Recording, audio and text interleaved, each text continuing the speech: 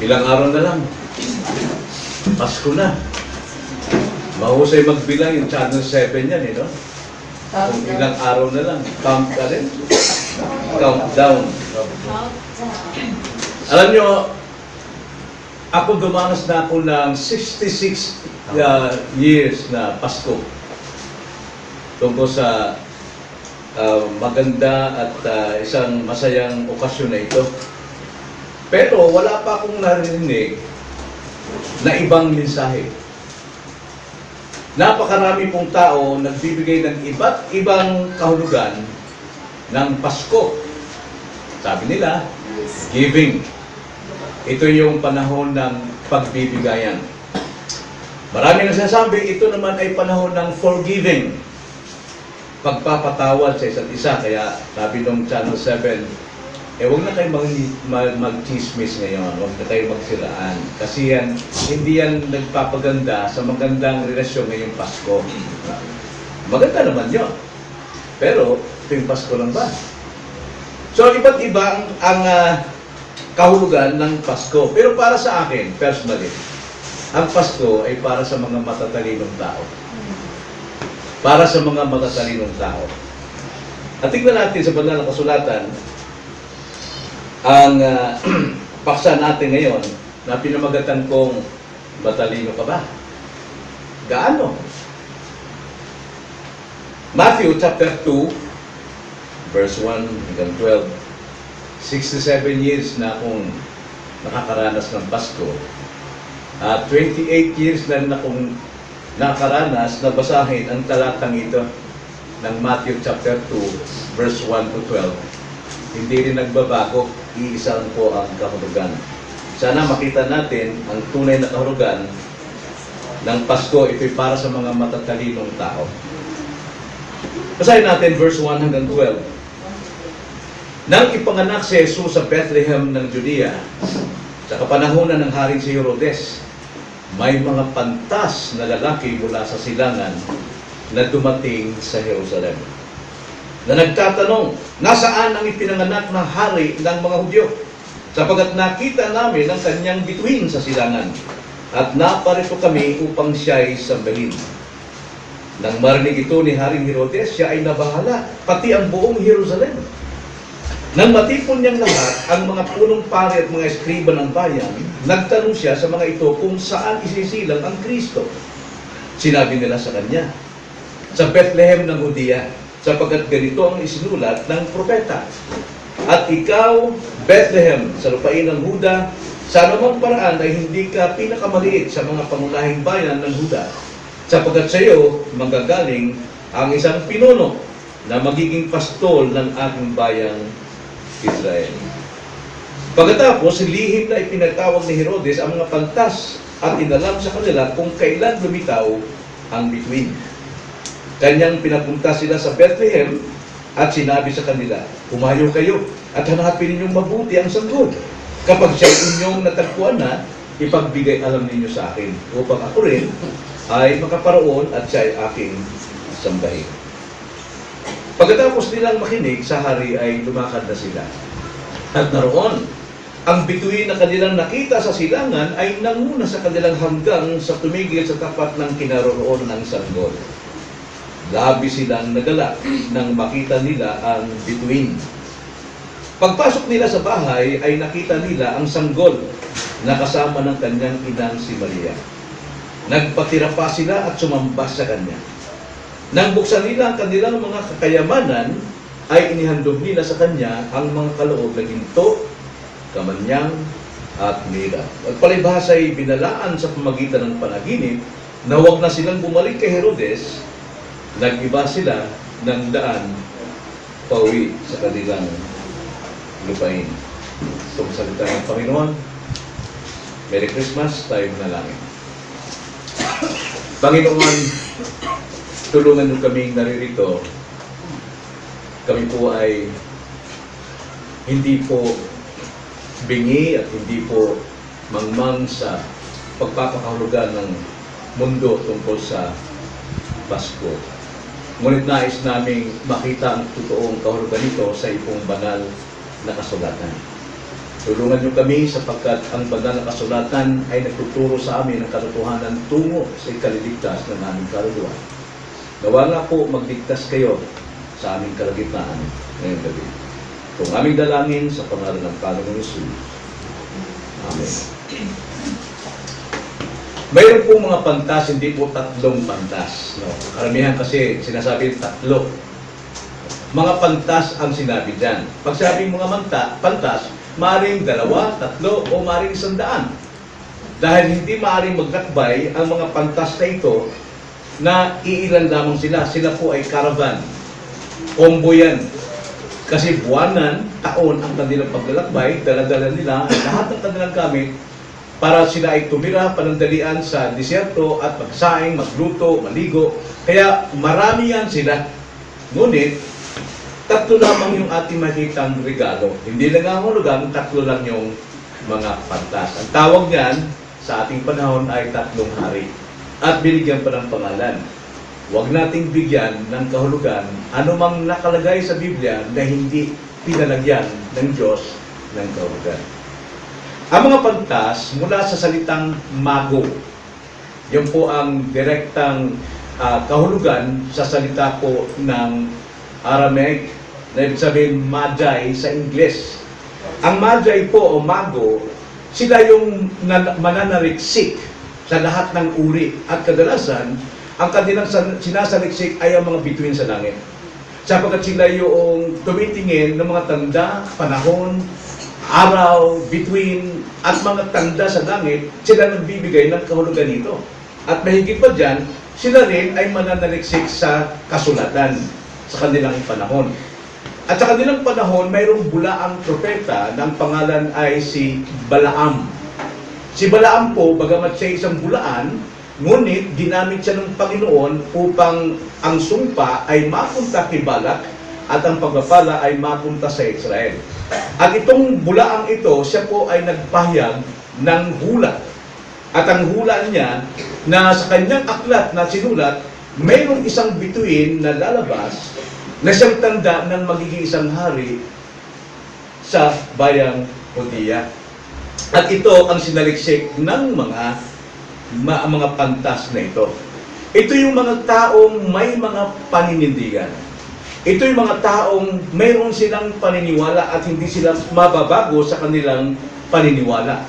Hindi rin sila nagpapadaig ng anumang turo ng sino mang tao maging si Haring Herodes. Sila ay nananangan sa katotohanan. Yan po ang pantas. Sa pantas po, sa ating salita, ibig sabihin matalino. Okay? Matalino. At itong mga matatalinong tao ito, ang siyang naghanap kay Kristo. Samantalang nandun sa Jerusalem, alam nila ang Biblia, alam nila ang kasulatan, pero hindi nila angkin ang katalinuhan ng pantas na ito. Hindi nila hinanap si Kristo. Now, ito pong matatalinong taong ito, hindi sila nagpapadala ng sulsol ng ibang katwiran o paniniwala ng iba. Hindi sila nagpadala mismo sa hari o sa salita ng hari. At ito ang kulang sa mga mananampalataya sa ating panahon.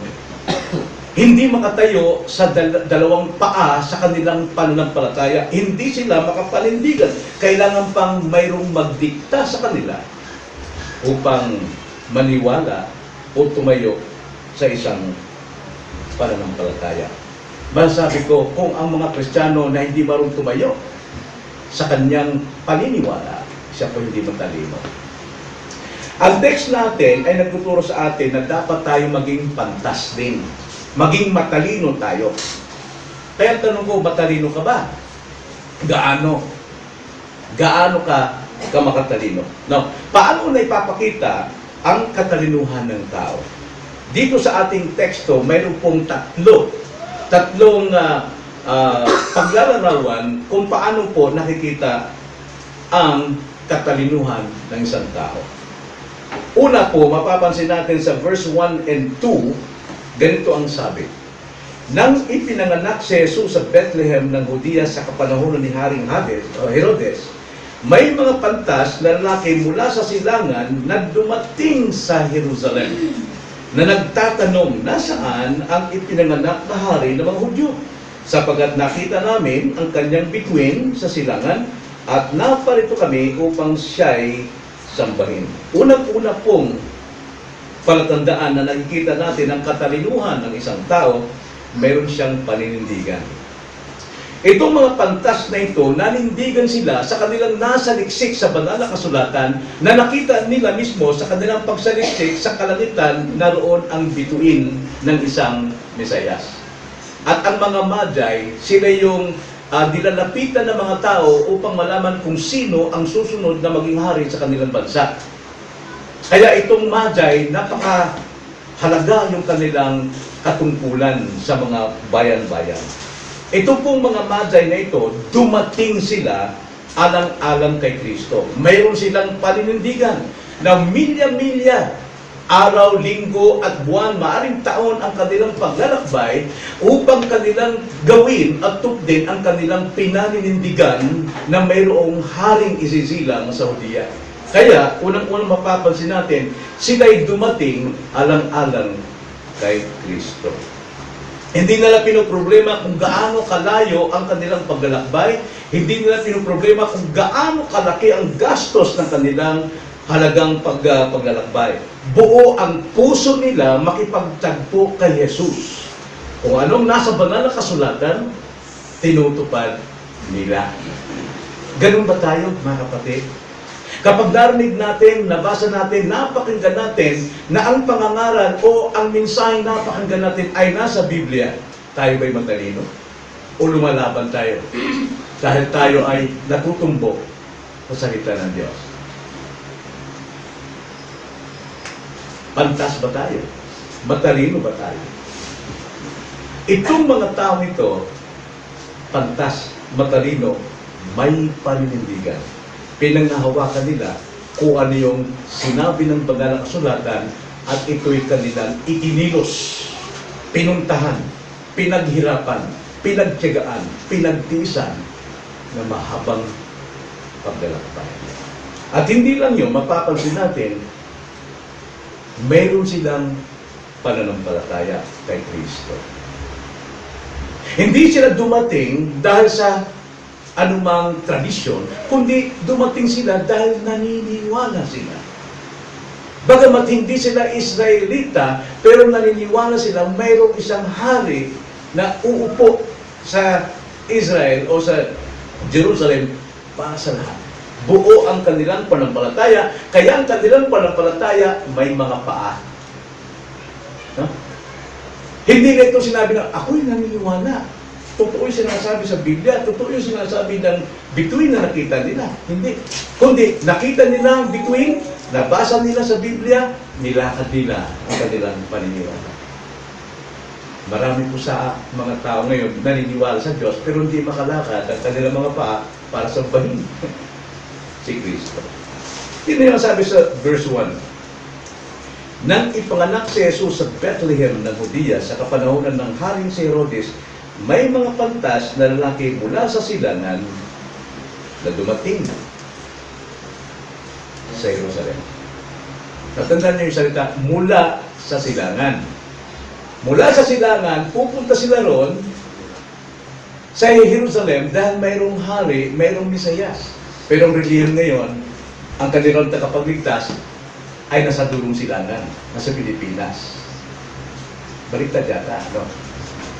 Ayon itong mga reliyong ito, ng kanilang tagapagligtas ay nasa dulong silangan. Ang sabi, dahil na mayroon din sa Isaias, sa dulong silangan. Pero hindi, yung mga pantas galing sa silangan, patungo sa kanluran, sa Jerusalem, sapagkat doon ang totoong tagapagligtas. Kaya sino mang nag-claim na siya ay tagapagligtas nasa silangan, nasa Pilipinas, hindi siya tagapagligtas. Naliligaw siya ng landas. At tingnan nyo, ano pang ugali itong dalawang ito? Ay, ng mga pantas ito, naninindigan sila. Hindi lamang sila dumating mula sa silangan, kundi sabi sa verse 2, nagtatanong. Nagtatanong.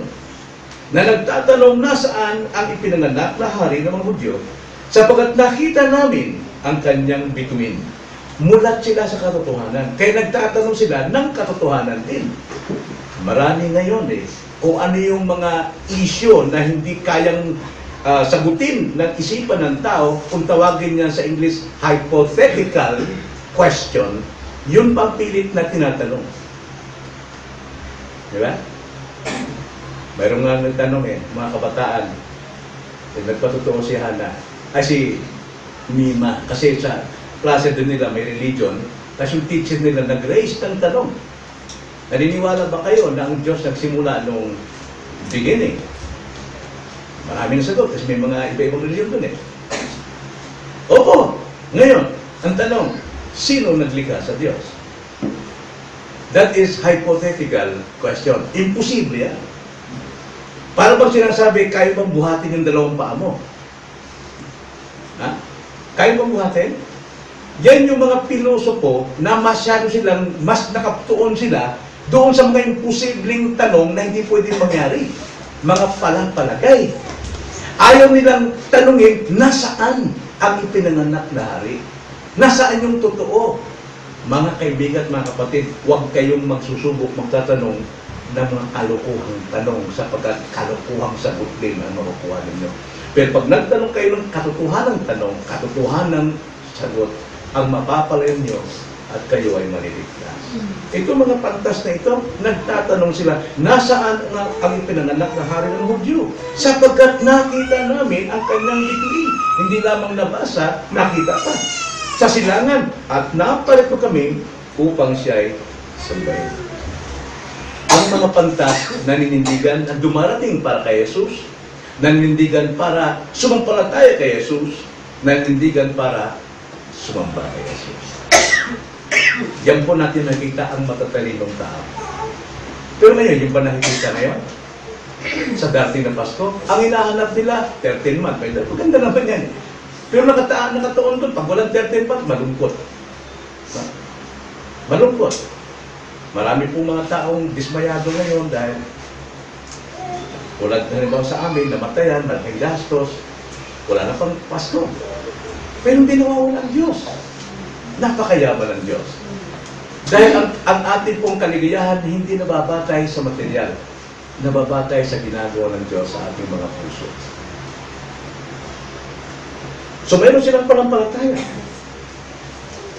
At hindi lamang yon, itong mga tao ito, nagsikap silang hanapin si Jesus. Masikap ba natin hinahanap si Jesus? Masikap ba natin hinahanap siya? Yun yung sabi sa verse 3 hanggang 9, Nang marinig ito ni Haring Herodes, siya ay nabahala, pati ang buong Jerusalem. Nang matipon niyang lahat ang mga punong pari at mga skriba ng bayan, nagtanong siya sa mga ito kung saan isisilang si Kristo. Mabuti pa si Herodes nagtanong sa mga pari, sa mga may hawak ng Biblia. Verse 5, sinabi nila sa kanya, sa Bethlehem ng Judea, sapagkat ganito ang sinulat ng propeta, alam pala nila. At ikaw, Bethlehem, sa lupain ng Huda, sa anumang paraan, hindi ka pinakamaliit sa mga pangunahing bayan ng Huda. Sapagkat sa iyo manggagaling ang isang pinuno na magiging pastol ng aking bayang Israel. Pagkatapos nito, lihim na pinatawag ni Herodes ang mga pantas at inalam sa kanila kung kailan lumitaw ang bituin. Kanyang pinapunta sila sa Bethlehem at sinabi sa kanila, humayo kayo, hanapin ninyo mabuti ang sanggol. Kapag siya ay inyong natagpuan na, ipagbigay alam ninyo sa akin upang ako rin ay makaparoon at siya ay aking sambahin. Ano kung nakikita natin sa mga pantas na ito? Masikap silang hinahanap si Jesus hanggang sa kanilang makita ito. Hindi sila tumitigil.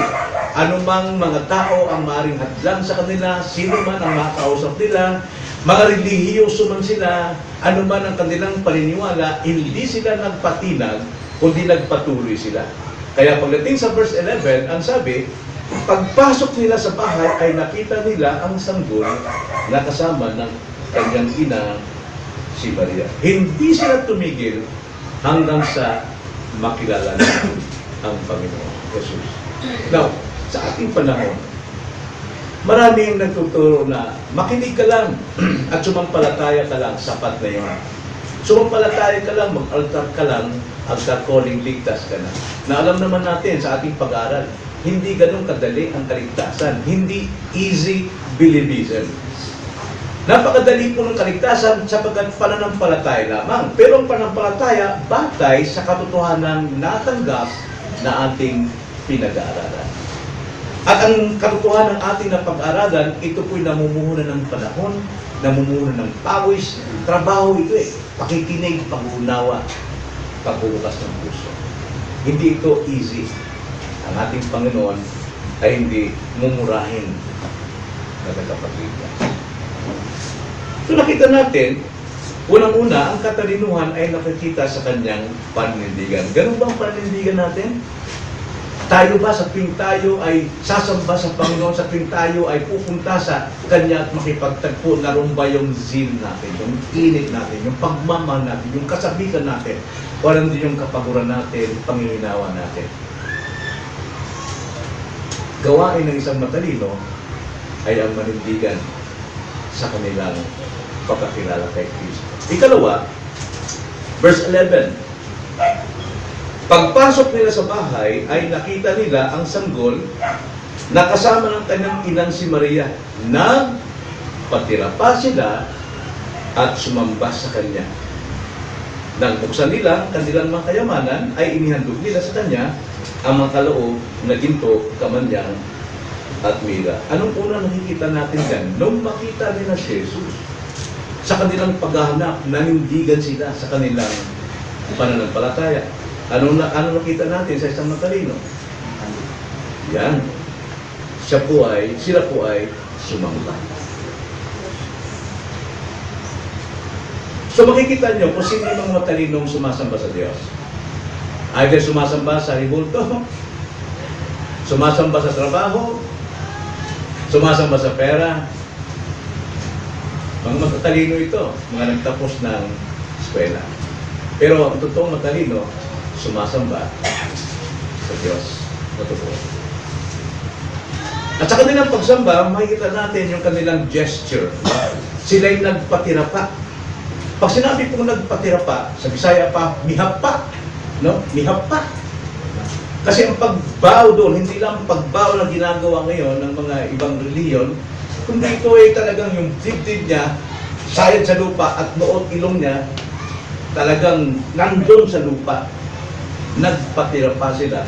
Yun ang kanilang gesture kung paano nila ipahayag ang kanilang pagsamba. Lalahanin nyo, sanggol pa si Jesus dito. Parang awkward yata, sasamba ka sa sanggol. Pero mas awkward yata na maraming sumasamba sa revoltong sanggol. Mas awkward yun. Mas hindi maganda yata. Ibig sabihin po ng pagtira pa, buong puso, buong isip, buong kaluluwa. Di ba sabi ni Jesus Christ sa Matthew 22:37? Na ang sabi niya, and He said to them, you shall love the Lord your God with all your heart, and with all your soul, and with all your mind. Yun ang hanap ng Diyos eh. Totoo pong magpapatira pa. Hindi lang po basta kilos, aksyon, o pagpapakita ng tao, kundi dapat dala ang iyong buong puso, ang iyong buong kaluluwa, at ang buong mong pag-iisip. Iwanan mo muna sa bahay. Sabi nga ni Pastor Rene ba yun? Pastor Steve, iwanan muna lang kung yung kaldero, kung baka hindi na patay yung kalan. Buong isipan talaga, focus talaga sa pagsamba sa Panginoon. Kaya itong matatalinong tao ito, hindi sapat sa kanilang makita lamang si Jesus. Hindi sapat sa kanila na makita lamang, makilala lamang si Jesus. Marami pong tao ang nakakakilala kay Kristo. Kilala nila si Kristo sa magitan ng kanilang katalinuhan, pero hindi makita sa kanila ang totoong pagsamba. Alam natin ang ating pagsamba ngayon sa Espiritu at katotohanan. Ano ibig sabihin ng ka-Espiritu? Walang nakikita. Walang palakpakan, walang lundagan, kundi buong puso, basta itong Espiritu, yung pong ipinanganak sa Espiritu, yung pusong bago, isang born again na pagsamba, at ang kanilang pagsamba ayon sa katotohanan, ayon sa Biblia. Anong tawag yan? Regulative principle. Hindi tayo sumasamba dahil gusto natin, naiyak. No. Sumasamba tayo dahil meron tayong bagong Espiritu. Ipinanganak sa Espiritu, hindi sa laman, At dahil ito'y nasa Espiritu, sumusunod tayo ayon sa banal na kasulatan. Marami pong nakakilala kay Jesus pero hindi sila sumasamba ayon sa Espiritu. Kundi, lundagan, sigawan, kantahan, di ba? Sa kanilang pagsamba daw, kailangan i-member ka ng choir. Pero hindi natin pinintulot na sa ating pagsamba, choir ang kakanta. May mga programs marahil tayo, may mga activities tayo na maaaring may choir, pero hindi nahulugan sa pagdating sa pagsamba, special number yung choir. Hindi. Ang buong choir ay ang buong iglesia. Tayo yung choir. At ang ating nakikinig, sino? Ang Diyos. Ang Diyos ang nakatingin sa atin at nakikinig kung sintonado ba, hindi sintonado boses, sintonado ba ang puso natin. Mayroon tayong galit, mayroon tayong bitterness, hindi ka tanggap-tanggap sa Diyos yan sa ating pagsamba. So, you better watch out, you better not cry. What? Ganon. Ngayon, hindi lamang sila sumamba na nagpatira pa, ano pang ginawa nila? Ano sabi niya? Excuse me. Nang buksan nila ang kanilang mga kayamanan, ay ano? Inihandog nila sa Kanya. Ano yung inihandog nila? Yung kanilang kayamanan. Akalain nyo, mula pa sa malayong silangan, dala-dala nila ang kayamanan ito.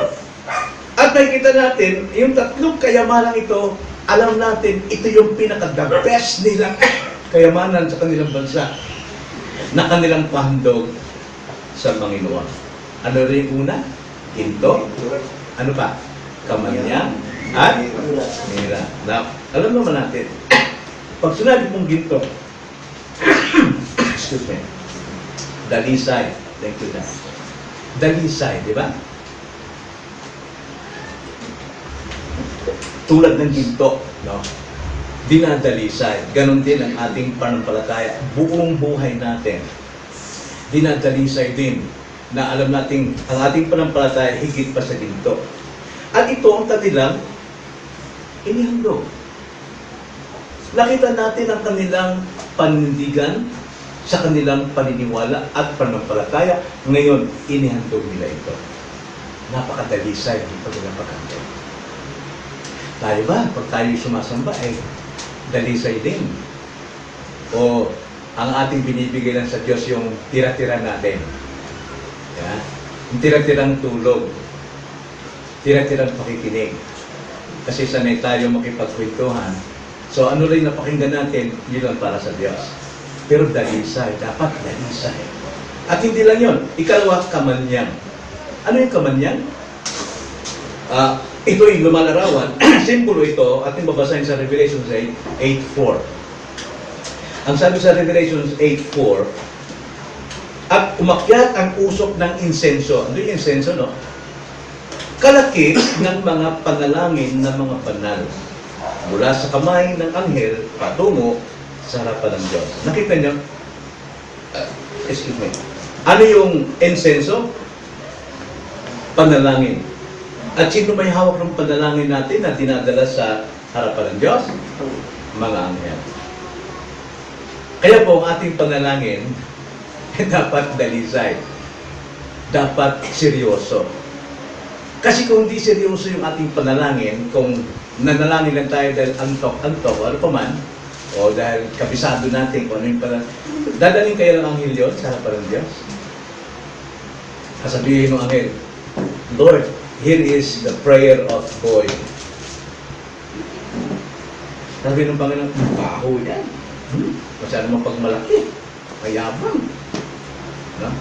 Pero pagka humble, katanggap-tanggap sa Diyos. So nakita natin, ginto, dalisay na buhay, at panalangin natin. Ano yung panghuli? Mira. Yung mira ay isang uri ng halaman na napakapait at ito ay dinidiktik at yung katas nito iniipon sapagkat pag yan to'y natuyo, ito yung pinakamabango sa lahat ng pabango pagdating sa templo. Pinakamabango. So, Ito ang pabango ng ating presensya. At para sa ating bagong tipan, ganito ang sabi ni Pablo, paano natin ihandog ang ating buong ginto, kamanyang at mira. Ito ang sabi ni Pablo sa Romans 12, verse 1 hanggang 2. Kaya nga, mga kapatid, isinasamo ko sa inyo alang-alang sa mga kahabagan ng Diyos na inyong ialay ang inyong mga katawan na isang handog na buhay. Hindi tutulog-tulog, hindi absent-minded, but lively, buhay, banal, malinis, no? Kasiya sa Diyos. Ibig sabihin, napupurihan ng Diyos, kalugod-lugod sa Diyos, na siya ninyong makatwirang paglilingkod. Para mangyari yan, mayroong kasunod na verse. Huwag ninyong tularan ng sanlibutan ito. No? Kundi magbago kayo sa pamamagitan ng pagbabago ng inyong pag-iisip upang mapatunayan ninyo kung alin ang mabuti, kasiyasiya at lubos na kalooban ng Diyos. Sa kapatid, sa ating pong paghahandog ng ating katawan bilang hating handog, tsakay natin na tayo po ay may pagsisisi sa ating kasalanan. No? Hindi tayo pabago-bago ng pag-iisip, sapagkat dito lamang natin mapapatunayan kung ano yung kalooban ng Diyos na kalugod-lugod sa Kanya. Kaya nga, yung pong tatlong kayamanan ito, lumalarawan po sa ating katawang buhay na isinasamba natin sa Panginoon. Bakit? Sabi nga ni Pablo sa 1 Corinthians 6 verse 19 to 20, hindi nyo ba nalalaman ng inyong katawan ay templo ng Espiritu Santo at yan ay hindi sa inyo. Yan ay binili ng napakalaking halaga. Kaya, parangalanin nyo ang Diyos sa inyong mga katawan. Kaya yung pagsamba po natin, kaya madalas natin laging sinasabi sa prayer meeting, please, pagdating sa pagsamba, maupo tayo, maglilig, mag-pray, kasi yun yung gusto ng Diyos eh. Mapango yun sa ating Panginoon. Pero kung may ingay tayo, patay palengke, baka mamaya dumating ang Panginoon, magdala sa atin ng nilubid na latigo at pagdarating ulit tayo sa pagginagawa nating kural na mga tulisan ang bahay sa bahay. Kaya napakalaga po ang pagsamba. So, ang matatalinong tao nakikita sa kanilang, una, paninindigan. Ikalawa, nakikita sa kanilang pagsamba. At ikatlo, ang katalinuhan ay nakikita sa kanilang pagbabago. Tingnan nyo ang sabi sa verse 12. Palibhasa'y binalaan sa pamamagitan ng panaginip na huwag na silang bumalik kay Herodes. Nag-iba sila ng daan. Pauwi sa kanilang lupain. Ano sabi? Palibhasa'y binalaan sila sa paanong paraan? Panaginip. Na huwag na silang dumaan doon sa kanilang dating dinaanan. So, ang katalinuhan ay nakikita hindi lamang sa paninindigan at pagsamba, kundi sa pagbabago. Pagbabago. Kaya nung matagpuan nila si Jesus, makita nila si Jesus at makapaghandog sila kay Jesus at sumamba sa kanila kay Jesus, nagbago sila ng isipan. Ang sino mang na kay Kristo, isang bagong nilalang. Wala na ang lumang bagay. Lahat ay bago. Yan po yan eh. Kapag nakita mo, natagpuan mo, sumamba ka, naghantog ka kay Yesu Kristo, hindi maaaring hindi magbago ng isipan. Now, bakit sila nagbago ng isipan? Hindi sila bumalik kay Herodes. Gayong may sinabi si Herodes, nangako ba rin ang mga pantas na ito? Walang sinabi. Si Herodes lang ang sabi, kung makita nyo, sabi niyo agad sa akin, para ako naman makasamba rin. Diba? Pero, hindi sila tumuloy. Bakit po? Ang sabi dyan sa ating text, palibhasa'y binalaan sa pamagitan ng panaginip. Panaginip lang pala eh. Ang makikita natin dyan, itong mga tao ito, nung sila po ay nakatagpo kay Jesus, nakasamba kay Jesus, nakapaghandog kay Jesus, nagbago yung kanilang pagkatao. Ngayon, sensitibo sila sa Diyos. Dahil, sinunod nila kung ano yung sinabi sa panaginip. Tatlo sila. Kung tatlo man sila, o lahat sila. Yun din ang kailangan sa atin. Maging sensitibo tayo sa salita ng Diyos. Noong araw, alam natin sa Hebreo 1, no, versikulo 1 hanggang 2, ang Diyos ay nakikipag-usap sa maraming paraan sa tao. Andan yung sa panaginip, sa mga propeta, sa mga anghel, at sa mga pagitain. Marami. Tingnan yung sabi sa Hebreo 1, versikulo 1 hanggang 2. Noong unang panahon, ang Diyos ay nagsasalita sa ating mga ninuno sa iba't ibang panahon at sa iba't ibang paraan sa pamamagitan ng mga propeta. Maraming paraan, pati na yung panaginip. Okay? Pero, ang sabi sa verse 2, subalit sa mga huling araw, ito sa atin, ito ay nagsasalita siya sa atin sa pamamagitan ng anak, kay Jesucristo na. Kaya kung ano yung turo ni Kristo na nakasulat sa Biblia, na isinulat ng mga apostol, ng mga tao ng Diyos na pinasihan, yun ang salita ng Diyos. Noong araw, nagsasalita ang Diyos sa iba't ibang paraan dahil wala pang Biblia. Hindi pa tapos. Pero nung maisulat na ang buong Biblia, ang luma at bagong tipan, hindi na tayo maghanap ng panaginip. Ang panaginip, ang sabi sa Ecclesiastes, kinananaginip ang tao dahil sa pagod ng isipan o nung nakikita. Pero sabi nito, subalit sa mga huling araw na ito ay nagsalita siya sa atin sa pamagitan ng anak na kanyang itinalagang tagapagmana ng lahat ng mga bagay na sa pamagitan din niya ginawa ang mga sanlibutan.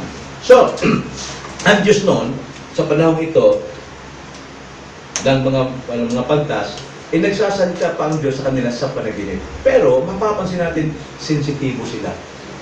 Hindi sila nag-question. Hindi, may nangako tayo dun. Kausap natin, hari pa naman yun. Hindi. Sinunod nila kung ano yung mensahe ng Diyos sa kanila sa panaginip. At nagbago rin sila. Dahil sensitibo sila sa dikta ng tao. Anong dikta? Si Herodes, di ba? Diniktahan sila eh. Verse 7 hanggang 9. Tingnan nyo. Pagkatapos, lihim na ipinatawag ni Herodes ang mga pantas at inalam sa kanila kung kailan lumitaw ang bituin. Kanyang pinapunta sila sa Bethlehem at sinabi sa kanila, humayaw kayo at hanapin ninyong mabuti ang sanggol. Kapag siya ay inyong natagpuan na, ipagpilit alam ninyo sa akin, upang ako rin ay makaparoon at siya ay aking sambahin. Pagkatapos nilang makinig sa hari, lumakad na sila. At taroon ang bituin na kanila nakita sa silangan ay nanguna sa kanila hanggang sa tumigil sa tapat ng kinaroroonan ng sanggol. Napakaganda ng payo ni Herodes. Ang masasabi ko lang, seryoso sila sa dikta ng tao.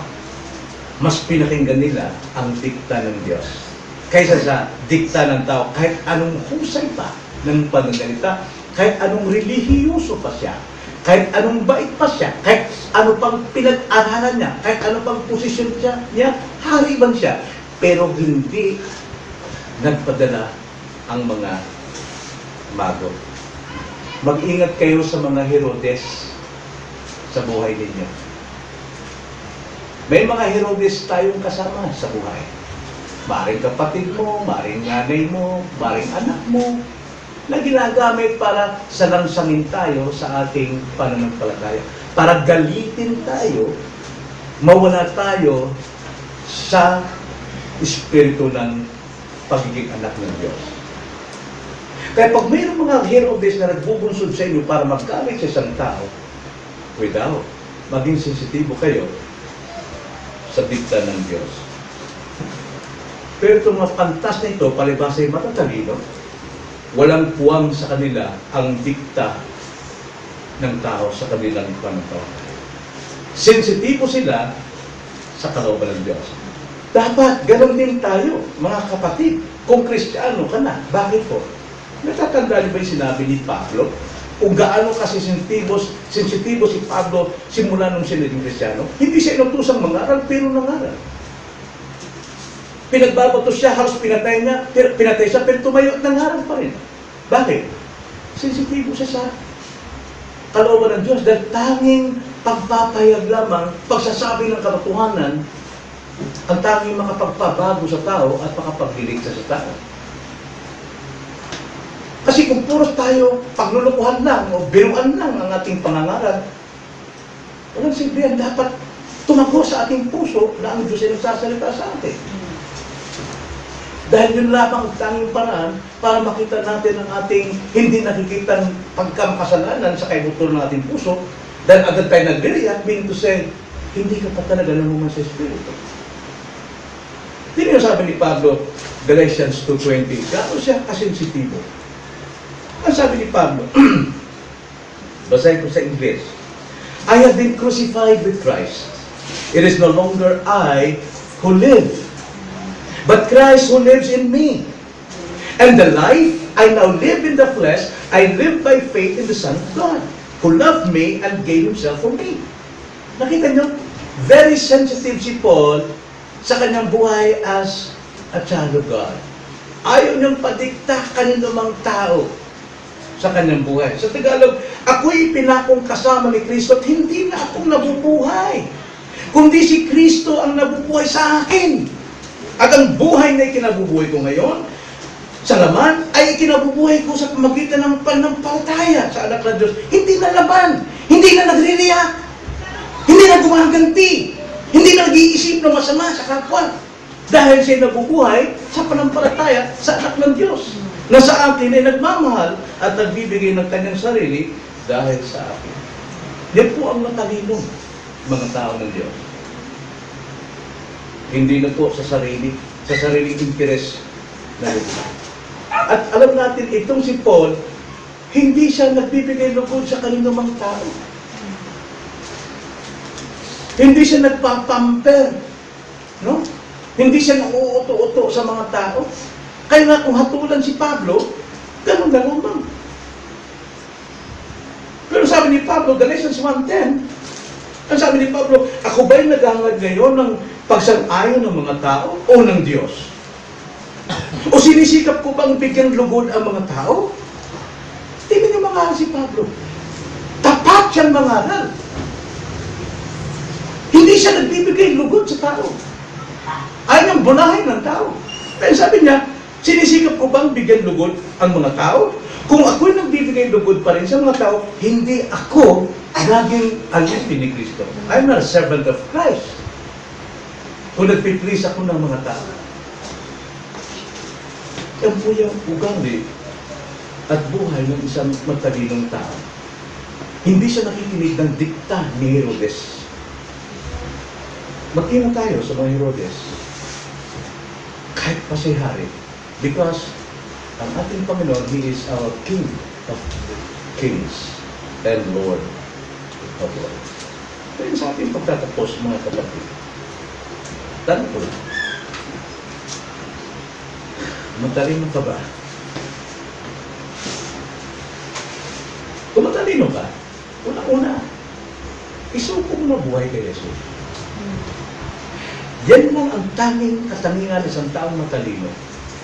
Isinusuko niya buhay na kay Jesus. Dahil kung hindi, lugi ka. Luging-lugi ka. Kahit maangkin mo man ang kayamanan ng buong daigdig na ito dahil sa iyong pagpukumahog sa buhay na ito, lugi ka pa rin. Alam mo ba, kung ilalarawan ang ating buhay, negosyante tayo eh. Negosyante tayo. Hindi ka mag-negosyo o magbibigay ng malaking halaga na hindi ka aasa ng tubo ng kita. Di ba? Sino ba nagtututo nito sa interior? Sa ano?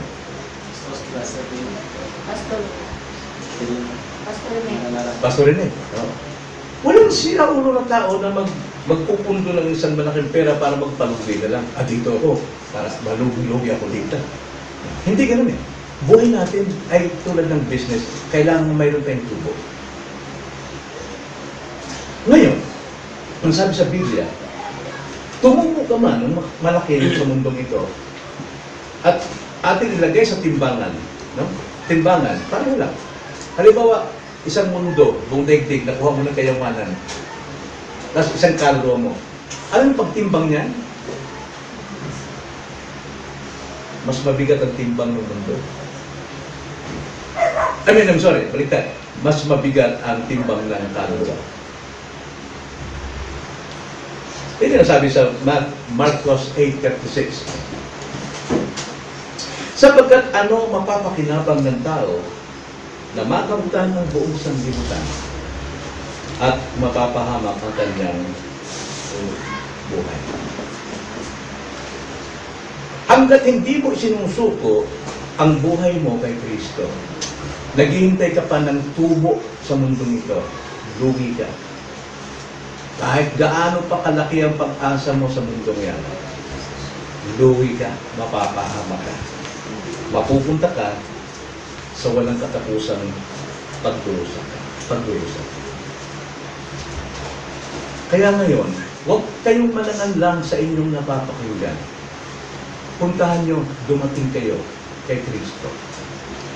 Panindigan ninyo ang inyong napakinggan. Sabi nga ni James 4:8, lumapit ka sa Diyos at ang Diyos ay lalapit sa iyo. Hindi tayo maghihintay, Lord, tulungan mo ako. Para tulungan ka ng Diyos, lumapit ka sa Kanya. Yun ang kailangan.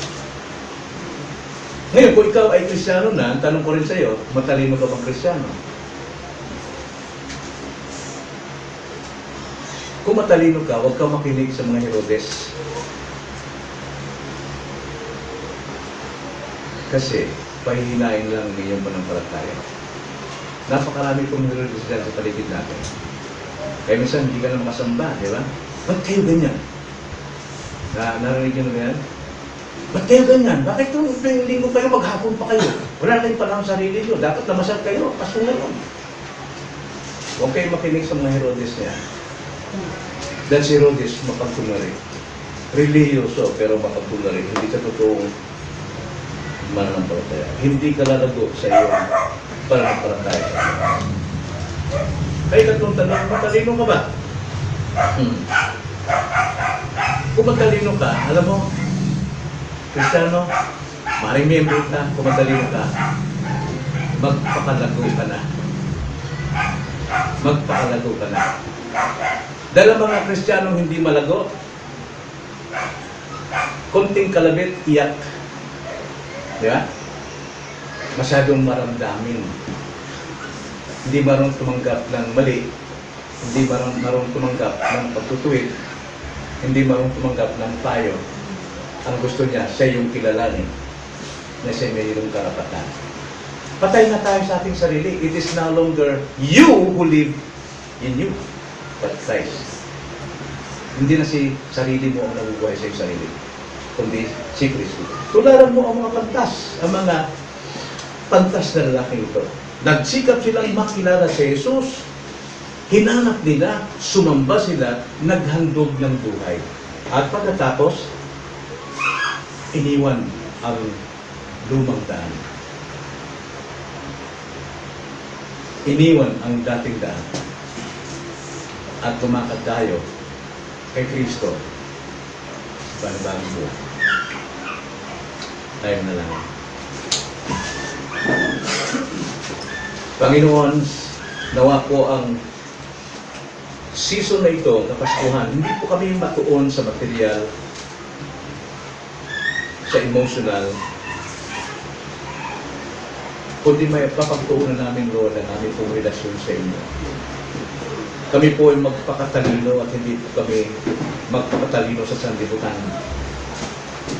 Maraming panlalamang maangkin ng buong kayamanan, kundi kami po ay maging matalino sa espiritual na bagay sapagkat ito ang iyong pinalulugtan.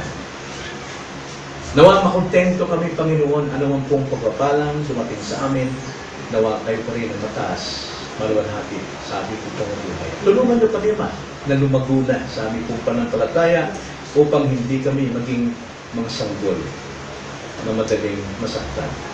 kundi naninindigan sa aming panampalataya, naghahandog ng aming buong buhay, buong katawan, na mayroong pagkadalisay, pagsisisi ng aming kasalanan, at mayroong pagbabago sa aming pong mga buhay. Kung aming dalangin sa pangalan ng Panginoon Jesus. Amen.